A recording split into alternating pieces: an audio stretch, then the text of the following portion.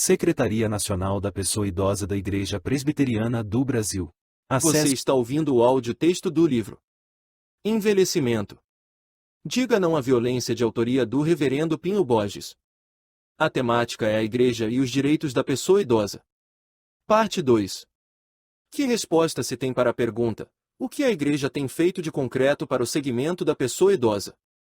Algumas igrejas têm realizado culto de ação e graças pela passagem do Dia do Idoso, outras criam secretarias, grupos da terceira idade que em muitos casos ainda não saíram do papel, outras contaminadas com a síndrome de Caim nada fazem a não ser dizer que os dias da nossa vida chegam a 70 anos, e se alguns, pela sua robustez, chegam a 80 anos, o orgulho deles é canseira e enfado, pois cedo se corta e vamos voando.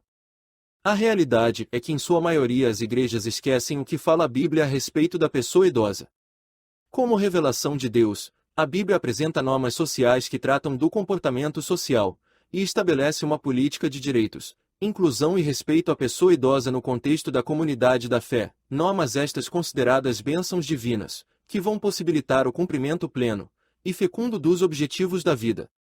A Bíblia, o maior dos estatutos, mostra as perspectivas para desmitolizar o envelhecer, a partir do diálogo entre os estudos teológicos, antropológicos e sociológicos. Na estrada do envelhecimento, o Brasil percorre lentamente as primeiras décadas da política pública para o envelhecer com qualidade, tal qual como quem trafega em uma tempestade de areia e não consegue se distanciar do ponto de largada.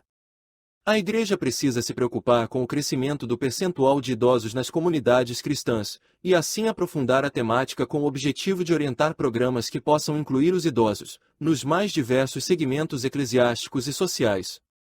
Os estudos nesta área vão ajudar no conhecimento dos motivos que provocam a exclusão, e facilitará na construção de propostas etnoteológicas, a partir dos subsídios recolhidos, que ajudarão na compreensão dos mitos excludentes, facilitando na eliminação dos preconceitos sociais construídos sobre a idade cronológica, principal motivo da exclusão.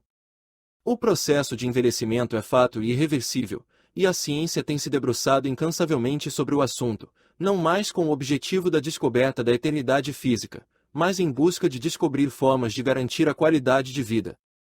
Com o desenvolvimento tecnológico foi possível oferecer à população serviço de saneamento básico, vacinas, e novas formas de produção de alimentos, etc. Com esses avanços é possível se viver mais tempo, e a luta agora é descobrir como viver melhor o envelhecimento conquistado. A Igreja, como instituição transformadora, deve contribuir para oferecer aos seus membros um envelhecimento saudável, e sem violência de qualquer espécie, e para isso deve diagnosticar os serviços existentes ou mantidos pela denominação em todo o território nacional. Como, por exemplo, ILPs, abrigos, centro de convivência, casa-lar, grupo de idosos, etc. Informar e esclarecer a legislação, as políticas públicas, os serviços e os instrumentos de defesa dos direitos da pessoa idosa, como ouvidorias, defensorias públicas e promotorias de justiça, bem como delegacias, juizados e varas especializadas na proteção e defesa dos direitos da pessoa idosa. Fomentar e motivar a organização de grupo de idosos nas igrejas. Conscientizar a Igreja quanto ao respeito aos idosos, combatendo assim o preconceito. Criar catálogo informativo sobre a rede de atendimento da pessoa idosa. Realizar capacitação para cuidadores de idosos, com familiares e grupos interessados a fim de humanizar o atendimento à pessoa idosa, e abordar temas como direitos sociais e políticos.